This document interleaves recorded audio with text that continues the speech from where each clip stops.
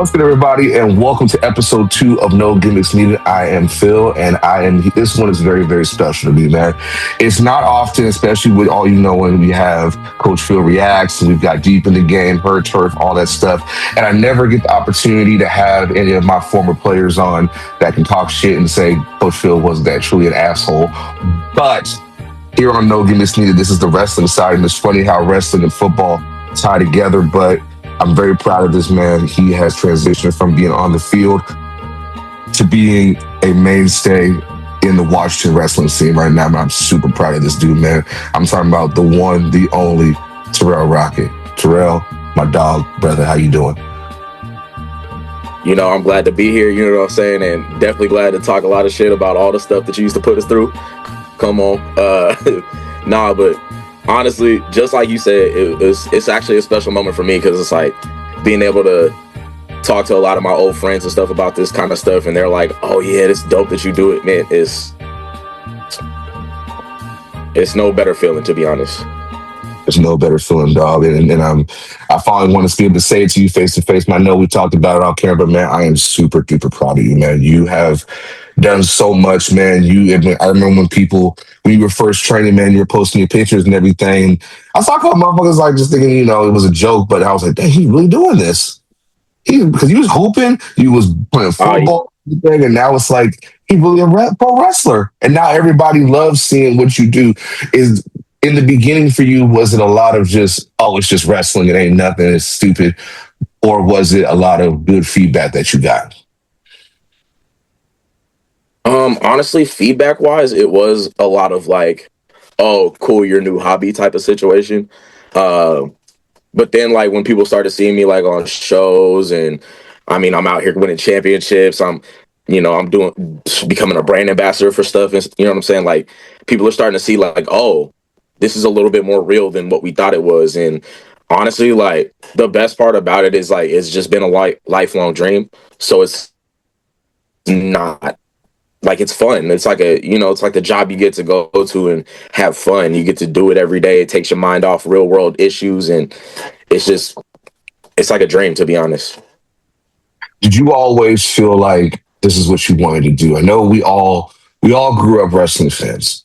A lot of people that are in denial about it, I laugh and I say, dude, we all had a wrestling phase. But now that we're grown, it's like the reality sets up, I can actually do this. How did you break into the business, and what was the process like for you? Well, I'm gonna be so for real. Like it all started when I was younger. My oldest cousin, Focus Savage, I gotta tap him in. You know what I'm saying? He was a big wrestling fan. So like, and he was the oldest one of all of us, me and my cousins and stuff, because our moms are all sisters. So we all grew up together, and he would watch wrestling all the time. He ordered WrestleMania 14 on pay-per-view, and that was the first WrestleMania I ever got to see. And the first match I ever saw was literally Shawn Michaels and Stone Cold. So like, like that, beginning of the Attitude Era, I got to witness that. So for me, it's like that's what broke me in, is like to like liking wrestling was legitimately two of the best performers of all time. And then like, to get fast forward, one of my cousins had passed away in 22. So we was all doing the buying the toy belts from Toys R Us and throwing them on. Passed away. It meant a little more for me because like we all felt that one. We all were raised like brothers, even though we were cousins. So like, that's why my name is Terrell, is for him. So really, that kind of catalyst me into that. And then like me and my friends, we went to a SmackDown, and I got to see the Usos versus the Street Profits. Probably one of the best matches I've ever seen, because it's two of the best tag teams of all time in the ring together. And then we were like, hey, we should start finding a regular show to go to. Mind you, at this time, this is 2022. I really didn't know anything about the indies. I didn't know how that kind of stuff worked. And then we found SOS. And it was dope because it was like a show in our backyard. You know what I'm saying? Like we're down the street from our house going to a wrestling show. So it's cool.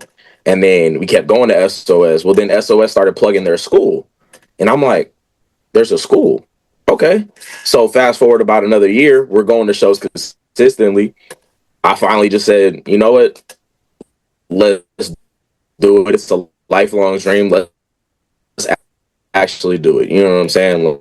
Let's commit.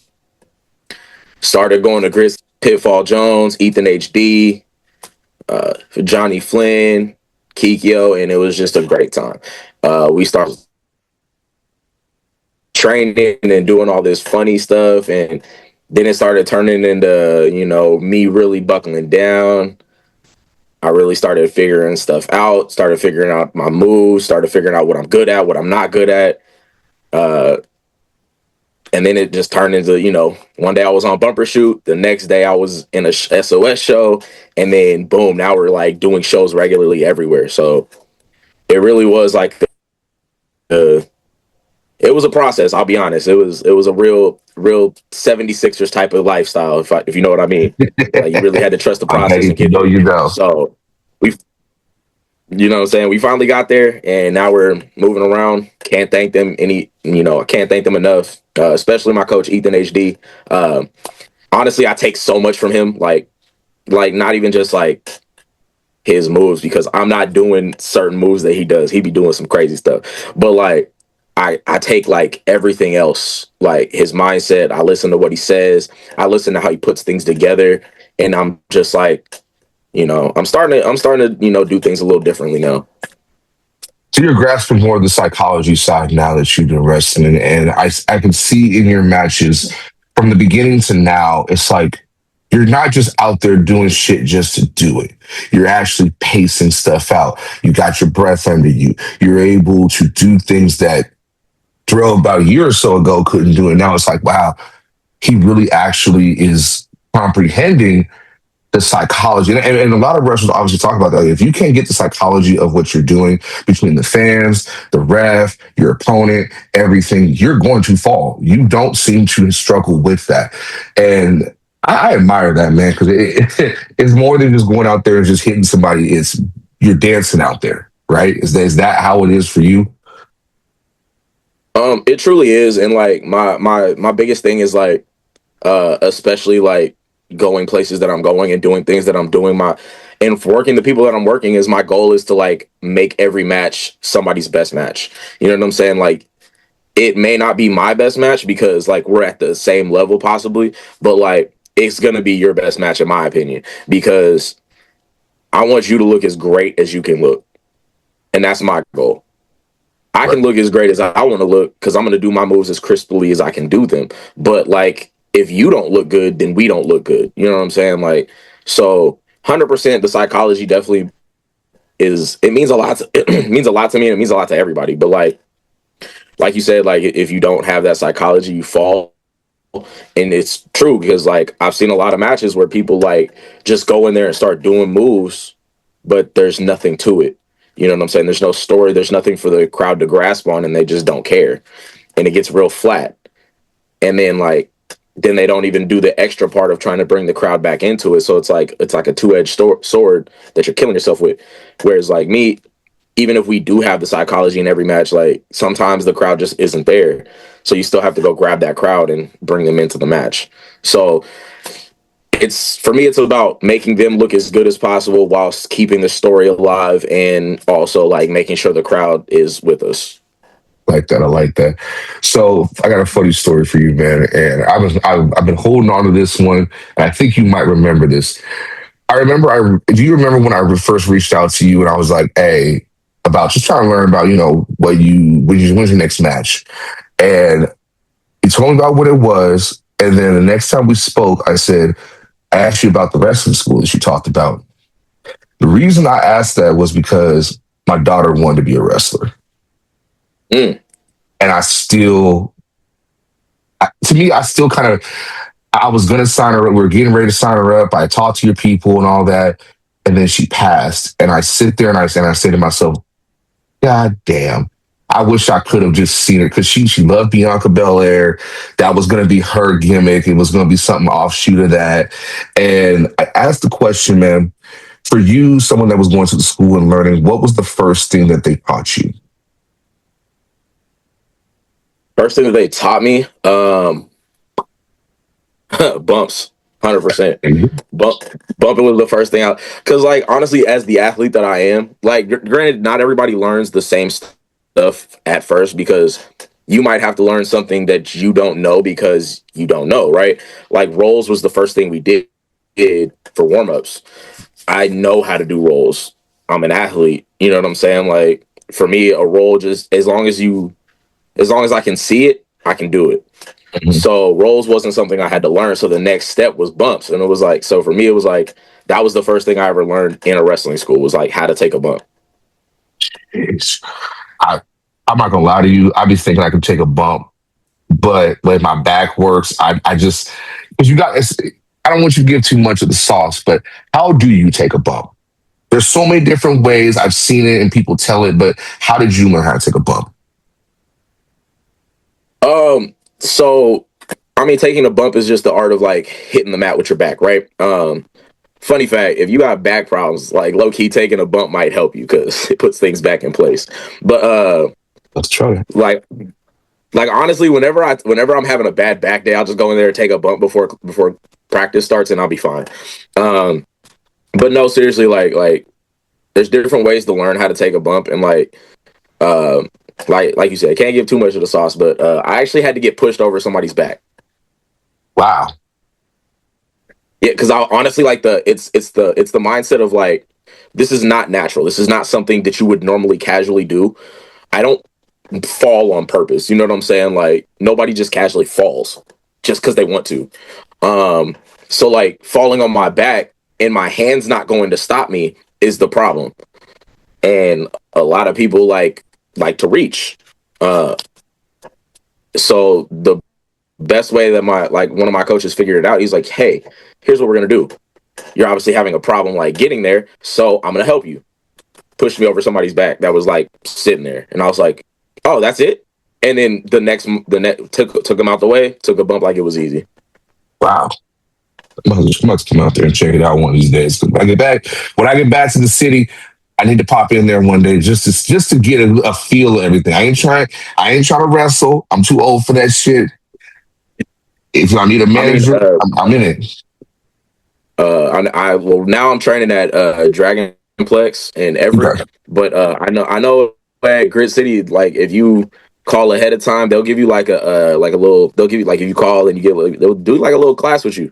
You know what I'm saying? Like yeah, it's like people that want to experience it but don't want to like commit to doing it. Like yeah, it'd be cool. I mean, I would definitely bring a few players or whatever that you got with you too. I'm gonna do that. Make I'm like gonna a do whole that. little thing out of it. You know what? We'll talk about that off screen. I'm gonna look into that. So it's funny you mentioned about taking bumps, man, and it's one of the things that we learn in football, man, when you're tackling, as we segue into the next part of this, learning how to fall when you tackle. And we're gonna talk Mm, about football real quick, man, because we got a little history with football. you so Tell, do.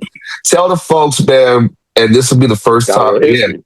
I know Got a we little had history. You feel me? we had it. We had it, dog. We'll talk about it in a second, but tell a lot of people don't like when I do my football stuff and I tell stories, they be like, you really were a coach? You really I still am. Tell people what it's like playing for Coach Phil. Oh man. Don't mess up. No, but, but seriously, like honestly, like out of all the coaches I've ever had on the football field, I mean, you was definitely one of my favorites. And I'm not saying that because you got me on the podcast. I meant that. Uh, like honestly, it was one of those things where it was like you might get yelled at, but you also gonna get explained to. You know what I'm saying? Like it was like a parent that like you messed up. I gotta whoop you, but I'm going to tell you why I did it. You know what I'm saying? And what you can do to fix this next time. But seriously, it was like it was fun. You know what I'm saying? We weren't on the same side of the ball, so like you was the defense, I was on the offense. But you challenge us though too. Like you know what I'm saying? You be talking shit to us while we're running plays. in practice. And I used to love that because like competition was everything to me. And it still is to this day. I still love competition. Me and my friend go play darts all the time, and he'd be so mad because I'm so competitive and I just can't let him win. You know what I'm saying? Like, so for me, it was like if I touch that ball, I'm running all over your defense. You're not finna talk to us the way you talking to us. But it was Few like and it far just made us between better. times. Few and far between times you did that, but that's okay. Hey, hey, I can only do so much when you got these big beefy linebackers running at me and I'm catching the ball in the middle of them. You know what I'm saying? Like, but Hey, that was the I scheme. mean, Hey, I needed my linebackers to fly. I needed them to be able to make plays. If your punk ass was in the way and you got the ball, that was your ass. Find ball, see ball, get ball. That was it. hey, I played with you, I played for you, and I played against you. So I mean, You already know I what mean, it I've is, been man.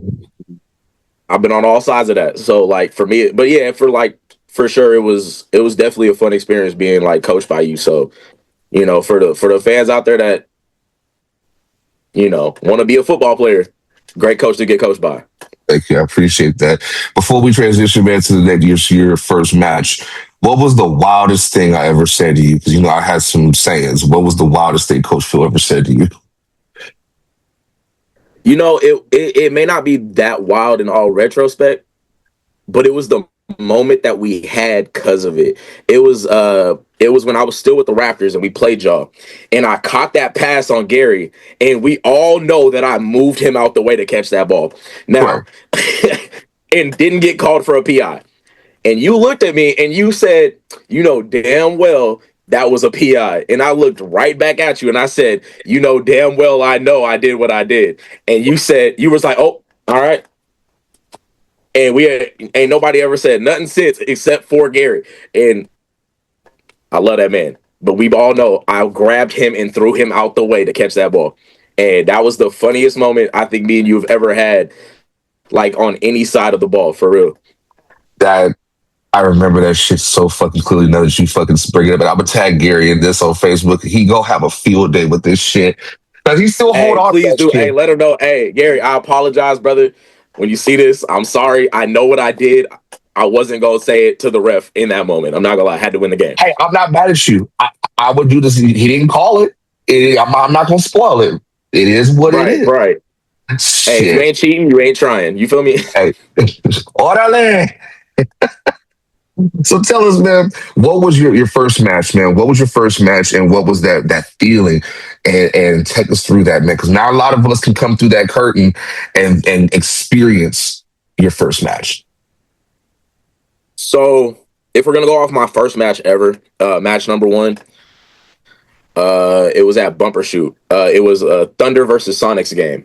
I mean, Sonics match. Really fun match. Had a great time. Was in there with two guys that I trained with that were like above me, like they've been there for a while. They were already doing shows. Hmm. Tristan Marcus, and Patrick Telly, IPA, great team. Uh, those two guys like got me through a lot of pretty much everything. Like just talking to him, like me and Marcus's boys. He actually plugged my promo code for Bucked Up. So that was cool. But yeah, it was me and Tristan versus Patrick Tully and Thick Rick, my actually, and it was a great match. It was fun, but it was very basketball gimmicky. Hmm. So we did a lot of basketball stuff because obviously Thunder versus Sonics, and I think that helped me get through a lot of like pushing myself through the character work. Now, mind you, I don't really need the push through like being in front of a crowd. Been in front of the crowd for basketball, football, baseball, softball. I've been in front of crowds. Right. Uh, so it was more of like the having to be a character in front of a crowd that I wasn't really necessarily prepared for in that moment. But it also being Bumper Shoot, so we're not in front of like an actual wrestling crowd. Uh, Along with the guys out silly spots that I wanted to do, like me and Thick Rick's double down was like a jumping between the legs clothesline. You know what I'm saying? Like it was dope. So like being able to have those guys in that rang with me in that moment, and like easy, like being able to like mimic the guy that I'm wrestling with, like as far as like talking to the crowd. I mean, granted, we're wearing Thunder jerseys. It's not that hard to get crowd heat at that point. So, like that was probably the gist of like that match for me. It was lots of jitters walking through that curtain. The best of or when you hear your music, turn it on. That's your moment. Cause like then you're not thinking about everything you were just thinking about. All you're thinking about is let's go out here and put on a show. What is your Definitely.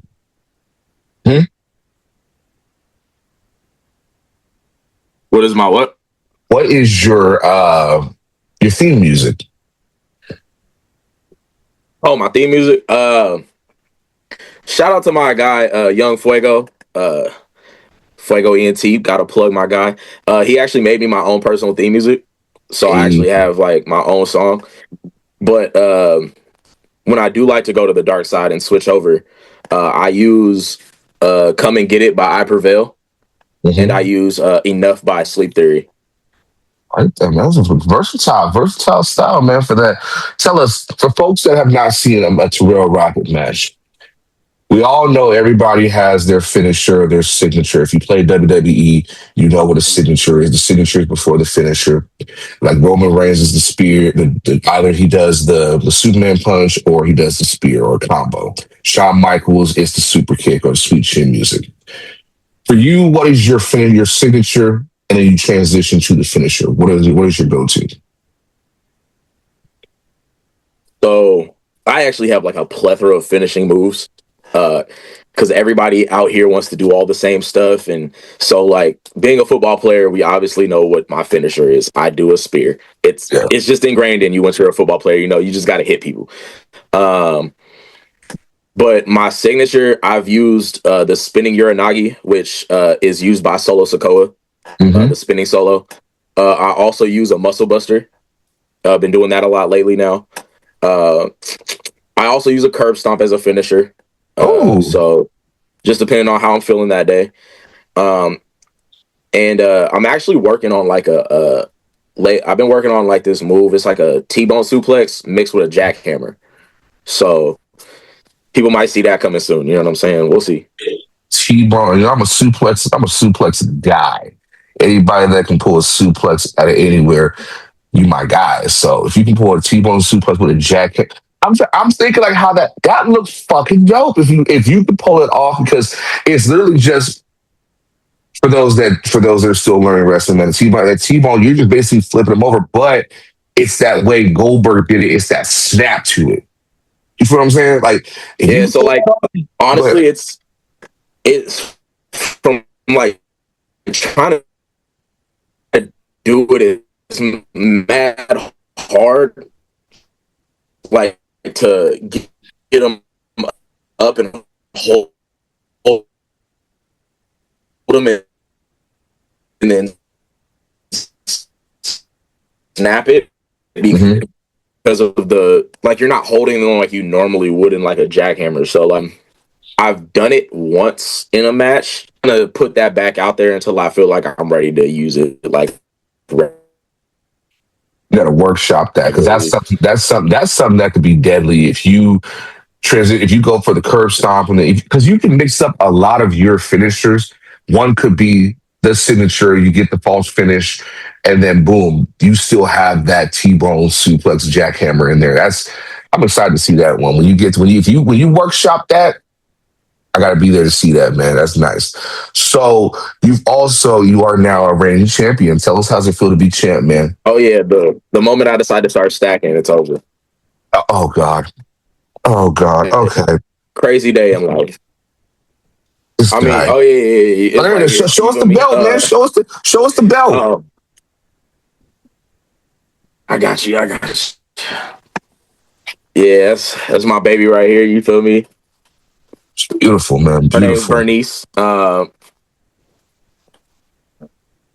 yeah, honestly, like it was a surreal moment. finding out like, hey, this is where we're headed with you, and this is what we're gonna do. This is your plan. And I was like, I can only imagine how like people feel like when they're going like, especially in like WWE, they're like, hey, this is what we're gonna do. You're gonna win the Rumble type stuff. Like like we was talking about earlier with like Jay, like just having that moment of like realization of like you're about to win the title, and it's like, okay, cool.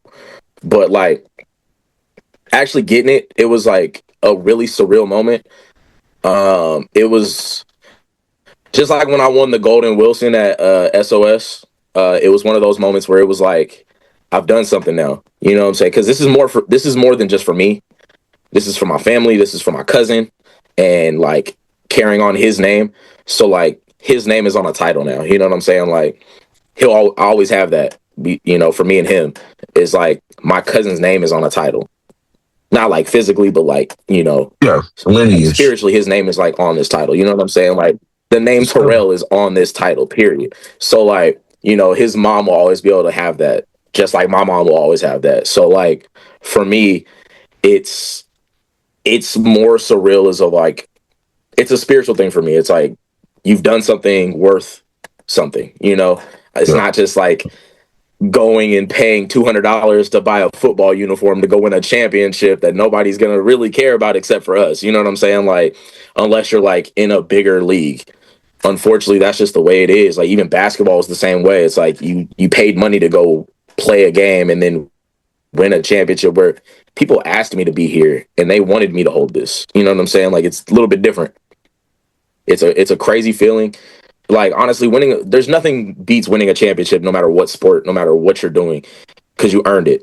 Nobody gets a championship without earning it. Okay, I shouldn't say that, but for the most part, nobody gets a championship without earning it. You know Yeah, what I'm saying? Hey, we won't talk about them. we won't. We But no, won't. like, but it was one of those moments where like I did this by myself, and can't nobody take this away from me. For you being a champion, now you carrying the song as we wind things down and we get to the final five questions, rapid fire questions. What's next for Terrell Rockett? What is the precipice for you, the mountaintop? It could be short term, it could be long term, but what is the mountaintop for you? Mountaintop. Short term, I want to start, getting to bigger companies. The pinnacle of like Defy and stuff like that. Um, and then like honestly, from there, I want to start getting to like traveling and going across the country, uh, hitting places like Florida, Texas, all that kind of stuff. California. Want to get to New York. I want to get places. I have like a list of like people I want to work. So that's definitely like something I want to check off. Uh, on top of that, like obviously, like WWE is like my biggest goal. I want to get to WWE. I absolutely wouldn't mind going to AEW and or TNA also. Like just getting to one of the big three, 100% the biggest goal I have. Um, and honestly, working for like MLW or like an NWA or like, you know, so a lot of those companies too, that would definitely be like a highlight of my life in my career. So like definitely getting to like a lot of the bigger name companies, definitely the long term goal. I personally see you making this indie run a legendary one. Not just you, my boy, you ain't because you my nigga, but truly could see you being in either New Japan. I could see you in NWA, and I could definitely see you in NWA because there ain't a lot of us. But at the same time, I could see Terrell Rockett being NWA World Champion. We've never had that. Bro, I don't know what it is. It's just that title would look good on you. And I know everybody wants to shoot for WWE. AEW would be great for you, MLW, all that, but that NWA run, you could change the game with that. So if NWA watches this, please give this brother a chance, man, because I could see him holding that 10 pounds of gold and Billy Corgan got to write the checkbook for this one. So are you ready for the final five rapid fire questions, man? These are just fun little questions. They come out of nowhere. All right, let's run it. All right, here we go. Are you a ribs or a pork chop guy? Oh, ribs all the way. Come on. You like your ribs? Falling off the bone. Oh, tendonism. All right, I ain't mad at you. I ain't Come mad on. at you. Come on. Come on, I ain't mad at you. All right. Ball, are you a drums or a flat guy when it comes to wings? Oof. Younger me would have said drums, but the older I get, the more I'm rocking with the flats. Fuck. All right, I can live with that because you my boy. I'll let you slide. I'll let you slide on that one. All right. Toughest opponent you've had so far? Oof, toughest opponent. I'd have to say Funny Bone and Drexel. Ooh, Definitely my toughest opponents. and why is that? I mean, they're not people. one is a demigod, the other one I'm pretty sure is a demon. I mean, what's harder than that? Like, Nothing. I need my ghost hunting equipment for them. I don't need wrestling gear. Like, Is it that? It really like is that in the ring? Is that wow, wow, fascinating. I like it. I like it. Okay, number 4. If you had one dream match, who would it be? Any wrestler, dead or alive, mm, and why? I'm gonna say triple threat. Me, Rock, and Jey Uso. Dream match. Man, that's a lot of meat flying around in that ring. That's a lot. That's a lot of ooses right there. Well, a half I breed. mean, like, nah, because it's like they're both my favorite. Rock is who I gravitated towards as soon as I started watching wrestling. You know what I'm saying? Like I said, my first show was WrestleMania 14. I'm pretty sure that was the one where he had the he had that met that really messed up match against Mick Foley or against Mankind, where he was Yeah. hitting him over the head with the chair like 30 times. Yep. Yeah, No, so that was Royal Rumble. That was Royal Rumble. But that was that match, Royal yes, I Rumble? can see why. But either way, I saw The Rock in WrestleMania. Oh no, it was him versus Ken Shamrock. That's what it was. That Yep, was the that one. WrestleMania 14 match. But either way, I've always loved his showmanship. I've always loved the way he moves in the ring, and honestly, The Rock has just always been my guy. Hollywood Rock, best version of Rock. Don't care. Um, and then on top of that, Jey Uso been my guy, like my new era kind of guy. You know what I'm saying? Yeah, Like I've been watching since the face paint and the haka. You know what I'm saying? It's like yeah. they was getting it in. So I mean, the Usos was always lit. I say they're the greatest tag team of all time. Ain't nobody gonna change my mind. Uh, and then to go to be the Intercontinental Champion, the World Champion. It's the Bloodline saga is what low key got me back into wrestling too. So it's you know, I feel it. I feel it. I mean, Rock, and I love Rock. Rock is who he is, man. But Rock he never spun the block on Goldberg or Brock Lesnar. So he talked all that shit about Cody. He talks all this shit, but yet we see them two white boys beat him. It's like, dang, Rock, I mean, hear me out. We talking about like the we baddest getting white it man. back, man. Hold on, we getting it back. Obafemi's doing it for the squad. You know what I'm saying? We getting it back. First of all, okay, I'll give you that. Okay, Femi, he's that dude right now. Uh, and at first, I didn't fuck with Femi, but I was like, dang, he really beat the shit out of Brock. Bro, retired Brock for all of 3 months. Hear me out. We'll talk about that later. Last question for you, man. This is what I really want you to think about. If you could go back about 5 years, let's say right before COVID, what would you tell your younger self? That's a totally different person than what you are now. It's 2026. Let's say right before COVID. Right before COVID. Mm. I'm at the end of my 20s, 28, 5 years ago. I tell myself, bro, hear me out. Football ain't gonna take you nowhere. Basketball is not gonna take you anywhere. I need you to figure something out that's gonna set you up for something better. And honestly, check out wrestling. Go to a wrestling show. Like you might see something because like I wasn't watching back then anymore. I had stopped. You know what I'm saying? Everybody stopped around 2016. I was one of them, and like I would tell myself get back into wrestling and find a school, start wrestling. That's gonna be something that's gonna get you a lot further in life. And like honestly, I feel like I've gotten a lot further in wrestling in the year and a half that I've been doing it than I have in basketball, football, or baseball ever.